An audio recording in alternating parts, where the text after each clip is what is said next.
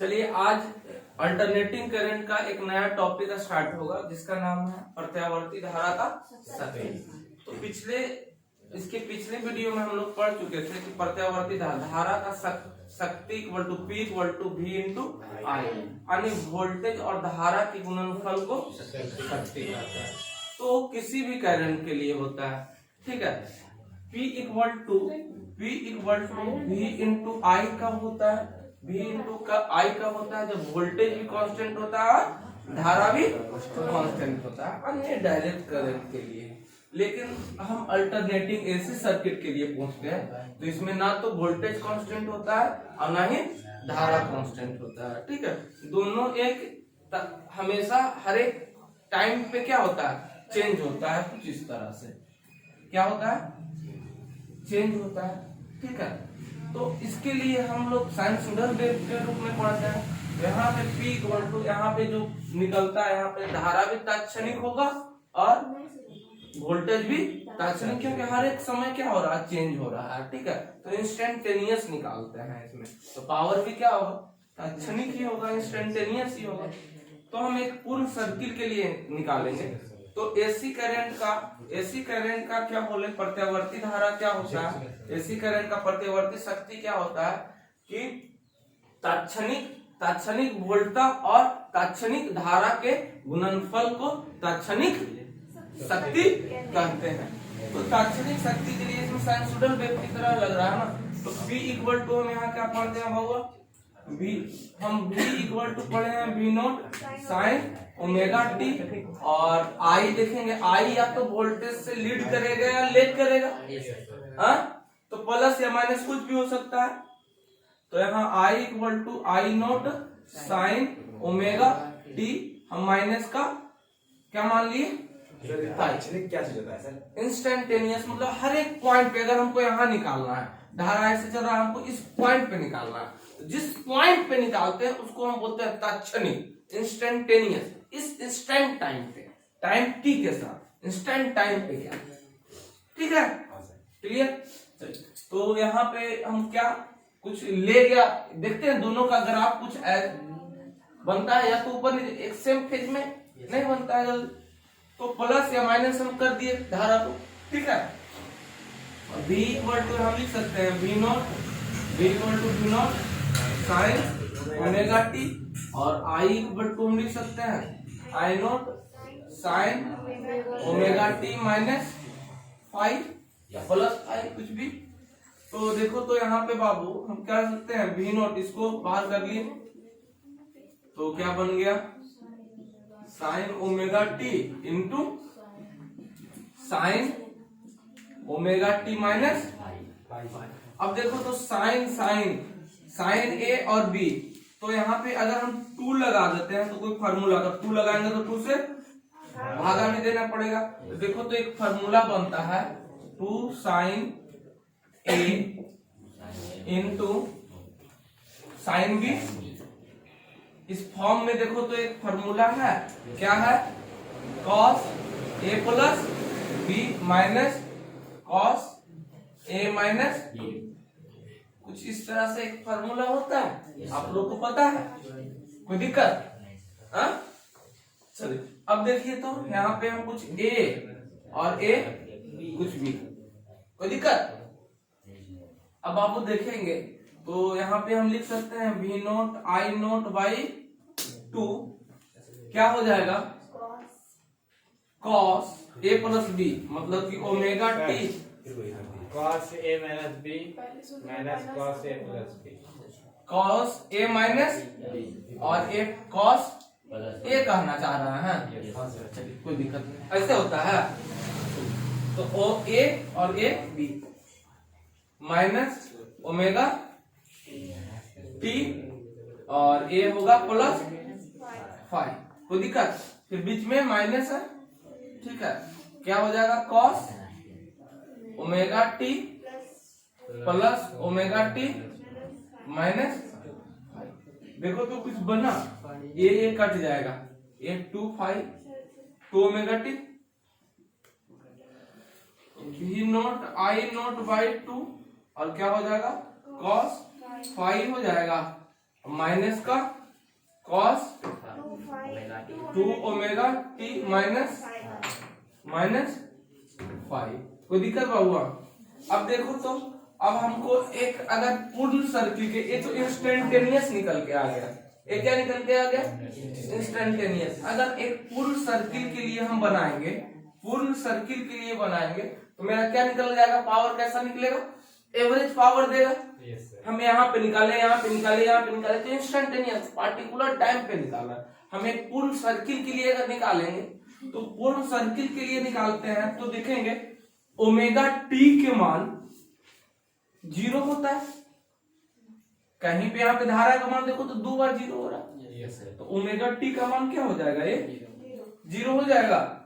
चलिए बाबू, तो यहाँ पे एक पूर्ण सर्किल के लिए, एक पूर्ण चक्र के लिए, चक्र के लिए क्या हो जाएगा बाबू? तो फिर चक्र के लिए, ठीक है, तो P एवरेज बराबर क्या हो जाएगा? P एवरेज बराबर क्या हो जाएगा बाबू? V note I note by 2 cos 5 हो जाएगा। ये तो 0 हो जाएगा, हाँ, ये तो पूरा 0 कर देगा, ठीक है। तो यहाँ पे हम बाबू क्या हो जाएगा? ये मेरा P एवरेज का मान निकल गया। और ये cos थीटा को हम क्या कहते हैं? cos थीटा को क्या कहते हैं? ये पूरे एक सिस्टम को ही 0 कर देगा।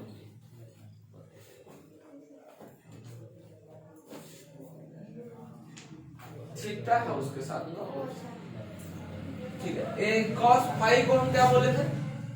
cos फाई को क्या बोलते हैं? शक्ति का क्या है? शक्ति गुणांक इसको बोलते हैं, शक्ति गुणांक। इसको क्या कहते हैं? शक्ति गुणांक कहते हैं। परिपथ में शक्ति, परिपथ का शक्ति गुणांक क्या? परिपथ का शक्ति गुणांक, ठीक है, उसको क्या बोलते हैं? cos phi. अब यहाँ से हम cos फाई का वैल्यू हर एक अलग अलग सर्किट के लिए देखेंगे। पावर फैक्टर, शक्ति गुणांक मतलब क्या होता है इसका? Power factor. इसको क्या बोलते हैं? Power factor. अब हर एक अलग अलग जितना सर्किट पढ़े हैं, 6-7 सर्किट पढ़े हैं, अब सातों सर्किट के लिए हम पावर फैक्टर देखेंगे कि क्या होता है। सातों सर्किट के लिए हम पावर फैक्टर पढ़ते हैं। इसको इत्मीनान से उतारिए, समझ गए अब? बिल्कुल। अब लिखिएगा शक्ति गुणांक किसे कहते हैं? क्या बताया? Power factor. शक्ति गुणांक किसे कहते हैं? लिखिएगा शक्ति गुणांक किसे कहते हैं? शक्ति गुणांक, शक्ति गुणांक, पावर फैक्टर, पावर फैक्टर। लिखिएगा वह गुणांक जिसके द्वारा प्रत्यावर्ती परिपथ में, वह गुणांक जिसके द्वारा प्रत्यावर्ती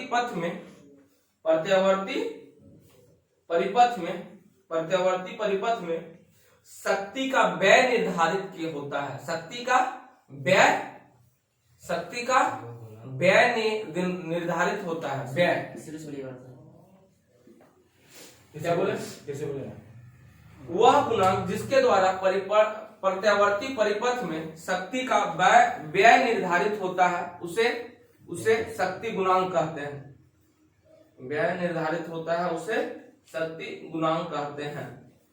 इसको ऐसे भी लिख सकते हैं, अथवा करके एक और लिखिए।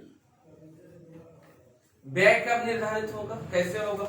तो इसको इस तरह से लिखिएगा, परिपथ की वास्तविक शक्ति, जब वास्तविक शक्ति रहेगा तभी पता चलेगा कितना व्यय हुआ। व्यय कब निर्धारित होगा? जब वास्तविक शक्ति में कितना व्यय हुआ। तो लिखेंगे परिपथ का अगला डेफिनेशन, परिपथ का वास्तविक शक्ति तथा आभासी शक्ति, परिपथ का वास्तविक शक्ति तथा आभासी शक्ति के अनुपात को, परिपथ का वास्तविक शक्ति तथा आभासी शक्ति के अनुपात को, परिपथ का वास्तविक शक्ति तथा आभासी शक्ति के अनुपात को पावर गुणांक कहते हैं।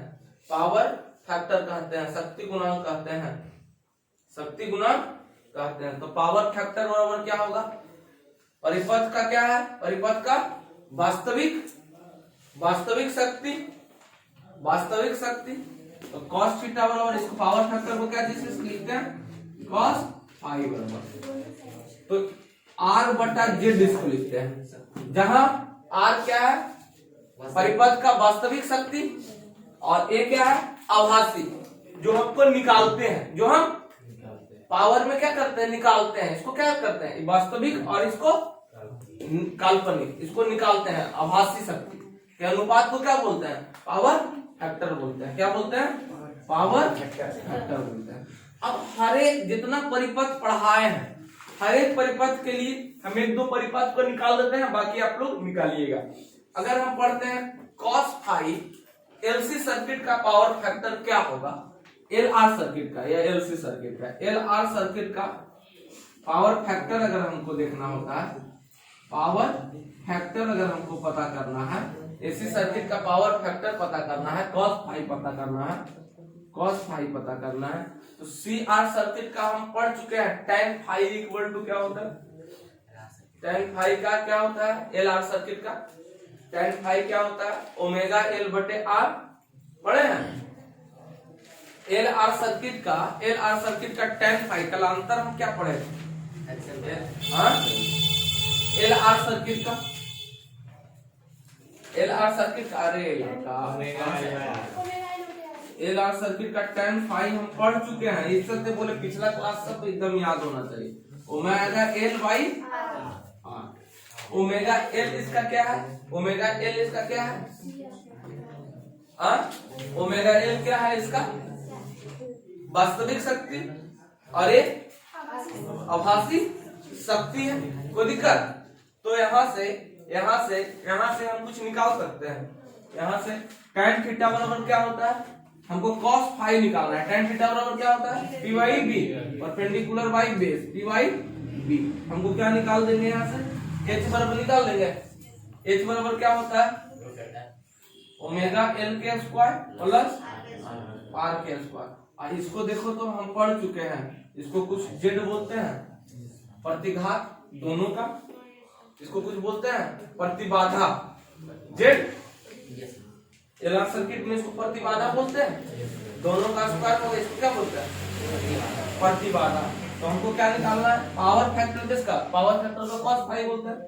तो cos थीटा बराबर क्या होता है बाबू, cos थीटा में बी वाई एच, बी इसका दिया हुआ है कितना, आर, और एच कितना हो गया, जेड हो गया। तो जेड कितना दे लेते हैं, ओमेगा एल स्क्वायर प्लस, तो power factor L R circuit का निकल गया। अगर हम प्योर रेसिस्टेंस लेते हैं, तो उसके लिए tan फाई का मान क्या होता है, सेम फेज में होता है, तो tan फाई का मान क्या होता है, 0। अगर हम आर सर्किट अब देखते हैं, एक दो सर्किट और देख लेते हैं, एक सर्किट और देख लेते हैं। अगर हम आर सर्किट लेते हैं, तो आर सर्किट के लिए tan फाई का मान क्या होता है, tan फाई का मान क्या होता है, 0 होता है। उसका कलांतर सेम फेज में, वोल्टेज भी सेम फेज में, करंट भी सेम फेज में, तो थीटा का मान क्या होगा, 0 होता है। तो इसके लिए पावर फैक्टर क्या हो जाएगा, पावर फैक्टर बराबर अभी हम पढ़े हैं ना जी, पावर फैक्टर क्या हो जाएगा, 0 हो जाएगा।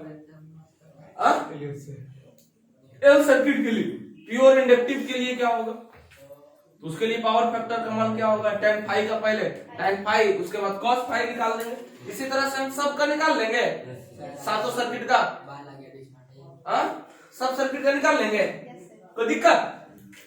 तो आप लोग का होमवर्क है कि सभी सर्किट का पावर फैक्टर का एगो 2 पेज बीच में निकालना है, 2 पेज निकालना है, और उसको क्या करना है, बना करके आना है, सातों सर्किट का देखेंगे, ठीक है। चलिए लास्ट में एक क्वेश्चन पिछले वीडियो में दिए थे, उस क्वेश्चन एक बार पढ़ दीजिए, क्या था क्वेश्चन का सोल्यूशन दे देते हैं। एक प्रेरक कुंडली को 10 वोल्ट के डिस्क यानी डीसी सर्किट के साथ,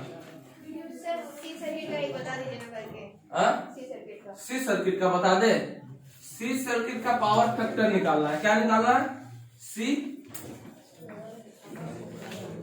सी सर्किट का निकालना है पावर फैक्टर, सी सर्किट का पावर फैक्टर निकालना है। तो कैसे होगा? अब बाबू सी सर्किट में tan फाई का मान क्या होता है? सी सर्किट में tan फाई का मान क्या होता है? हाँ, कलांतर नहीं पूछ रहा है, tan फाई का मान पूछ रहा है सी सर्किट के लिए। सिंगल सर्किट के लिए सर सिंगल सर्किट के लिए हम पूछ रहे हैं कलांतर। सिंगल सर्किट, एक बार कॉपी उलटिए, सिंगल सर्किट के लिए कलांतर होता है पाई बाय। tan फाई क्या होता है? tan फाई उसमें निकाला है पाई, इसके लिए क्या होगा? कलांतर का मान क्या होगा? Pi by 2। तो यहां से हम निकाल सकते हैं एक फार्मूला भी एवरेज बराबर पढ़े हैं, V नॉट I नॉट क्या पढ़े हैं? By 2 cos। कोई दिक्कत? कोई दिक्कत? यहां से निकल जाएगा, यही ना फाई का मान है। तो V not I not by 2 cos pi by जो आएगा। ठीक है, हाँ जो भी आएगा। चलिए क्वेश्चन को पढ़ दीजिए जल्दी से, पढ़िए जल्दी, बोलो जल्दी। Next question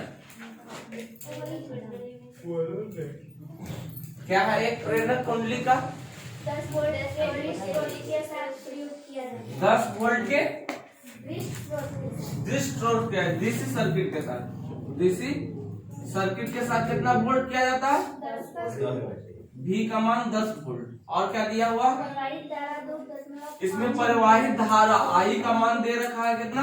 2.5 ampere. 2.5 एम्पियर। यहाँ से R का मान निकल जाएगा, क्या होगा? V बाई I 10 बटा 2.5 कितना हो गया? 4 ओम हो गया। उसके बाद यदि, अब क्या बोल रहा है? यदि इसी प्रेरक कुंडली को यदि इसी प्रेरण कुंडली को 10 वोल्ट 50 हर्ट्ज अपनी एसी करंट, हाँ 10 वोल्ट 50 हर्ट्ज को के साथ प्रत्यावर्ती स्रोत प्रत्यावर्ती सर्किट में, एसी सर्किट में, एसी सर्किट 10 वोल्ट कितना बोली? 10 वोल्ट 50 हर्ट्ज 10 वोल्ट अभी लगा, और कितना फ्रीक्वेंसी? 50 हर्ट्ज। और क्या? प्रतिवर्ती धारा स्रोत के साथ जोड़ा जाता है। तो प्रवाहित धारा परिवाहित धारा का प्रेतत्व निकालें, यानी L का वैल्यू I बराबर 2 एम्पीयर और I इसका वैल्यू पूछ रहा है, और I बराबर कितना दे है? यदि धारा बराबर कितना? 2 एम्पियर दिया हुआ है। बाबू देखो तो कुछ ऐसा कुंडली मेरा बन जाएगा सर्किट, कोई R और L सर्किट बन रहा है। आए बाबू, हाँ चलो तो क्या करेंगे हम? क्या करेंगे बताओ जल्दी, क्या निकालना है?